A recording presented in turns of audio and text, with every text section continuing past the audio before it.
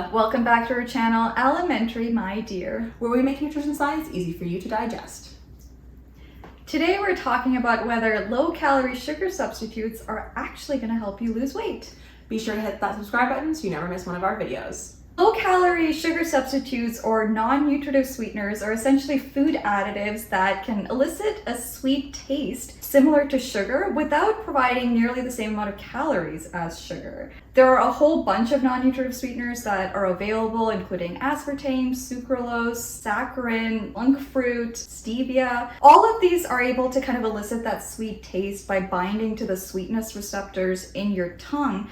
But the way in which they're able to kind of offer negligible calories is actually different product to product. Some of these end up passing through your digestive tract without being digested and therefore aren't absorbed into your body and being used for energy. Whereas other ones, they're hundreds of times sweeter than sugar, and therefore you can get away with using such a small amount that the amount of calories that they offer are essentially negligible. We actually, a little over a year ago, did 2 whole videos going over all sorts of different types of non-nutritive sweeteners, so if you're interested in learning more, check that out. I'll put the link in the little boop-de-boop that pops up. Non-nutritive sweeteners, or artificial sweeteners as they're sometimes known, are becoming more prevalent. We can find them in a wide variety of foods, including things like diet soft drinks, I think is the most common one that people think of, but also in things like yogurts, cottage cheeses. When you go to restaurants, they have those little yellow and pink packets, the Equals and the Splendas of the world, but also jams, jellies, candies, puddings, baked goods, really anything that is sweet or typically contains a lot of sugar. There probably is a product out there where they've replaced some or all of that sugar with a non-nutritive sweetener. You might be wondering why these sugar substitutes have become so much more prevalent in your grocery store lately.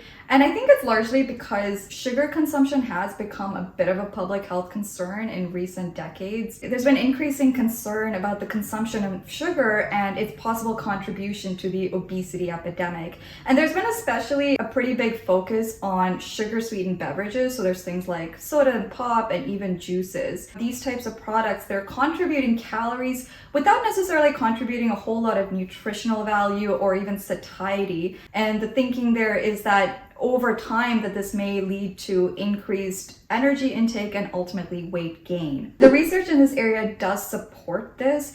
A 2013 systematic literature review and meta-analysis found that in cohort studies, for every incremental increase in intake of sugar-sweetened beverages, there is a modest increase in BMI and weight in both adults and children. And conversely, there are randomized control trials that have found that decreasing intake of sugar-sweetened beverages does result in less increase in BMI in children. In guidance from Canada's Food Guide, USDA, and other public health agencies, only drink water, stop drinking sugar-sweetened beverages, stop drinking things that contain calories for exactly the reasons that Rabina was talking about, where drinking calories tends to be less satiating, may just add calories without keeping you full. So I think the appeal of these sugar substitutes is quite intuitive and apparent. If we can just replace these delicious beverages that offer calories but not enough nutrition or satiety, if we can take that away and replace it with something tasty that doesn't offer any calories,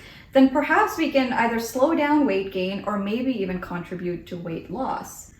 Now, is that actually true? So getting into the evidence, when we look at cohort studies, which are the studies where they take a big group of people and they ask them, how much sugar substitutes do you use? How many drinks that are sugar-free do you have every day? And then they track them over a period of time and see what their health outcomes are, actually have some very surprising results.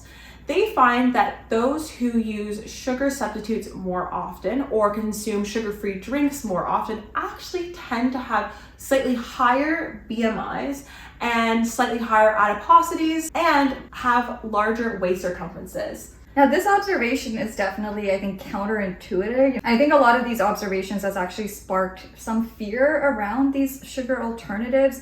And I've heard a lot of influencers and stuff online as well kind of maybe have some fear-mongering messages around these types of products.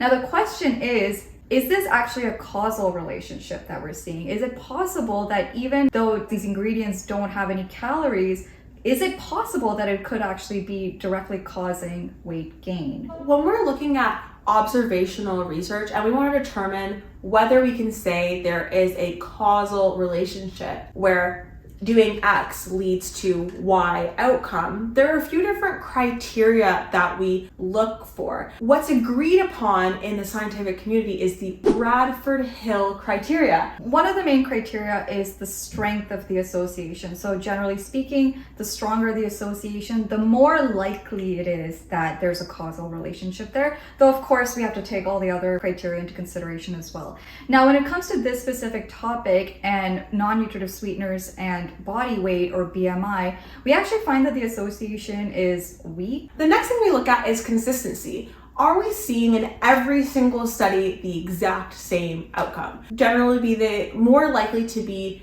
a causal relationship if we're seeing it consistently in every single study. When we look at the data for sugar substitutes, their effect on weight outcomes, it is a little bit muddy, especially when we're looking at those cohort studies. So it's not consistent across the board, but when we look at meta-analyses, which are basically studies of all the studies that have been done, there is a slight trend towards increased body weight. So that's something else that kind of raises a red flag as to, okay, is this association? Is it a causation? What kind of relationship does this have? Next up, we have specificity. So essentially, the more specific the association is between the exposure and the outcome, in this case, those sugar substitutes and body weight, the more likely it is that there's a causal relationship. Now, when it comes to something like overweight and obesity, as most of us know, these are quite prevalent in our society. The majority of adults and quite a large proportion of children as well fall under the overweight and obese category. So I think there is difficulty in knowing whether there is a very specific relationship there. And we've done so many videos on the fact that there are so many variables that contribute to our body weight and things like obesity. And not all of those things are within our control. So check out our 7, 8, 10 videos on that topic. Because sugar substitutes are such a small piece of the puzzle, it's really hard to form a causal relationship. Another criteria is temporality, which is essentially the sequence of events.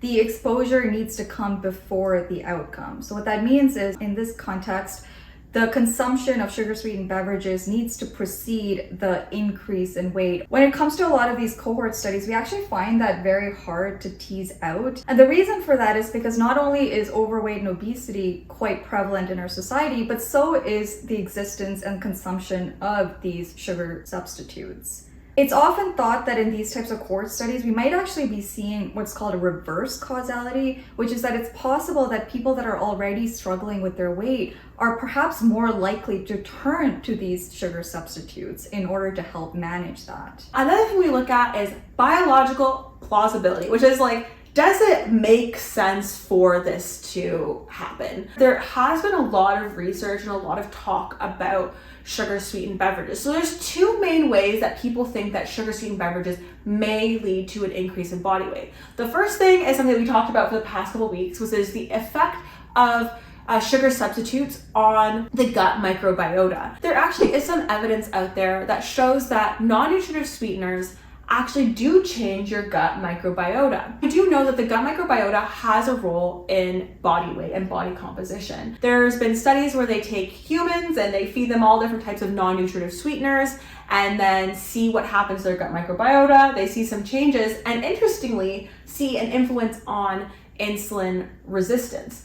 However, the link between the changes in gut microbiota after having non-nutritive sweeteners and that effect on then body weight hasn't really been established yet. The other mechanism that people often think of as a hypothesis for how we could see this relationship between sugar substitutes and body weight is the effect on our appetite and our response to eating something sweet that's calorie-free. So there's kind of this idea that if you eat something sweet, your body is going to expect an increase in blood sugar, and then when that doesn't happen, it's like, listen, you gotta eat more, we're expecting an increase in blood sugar.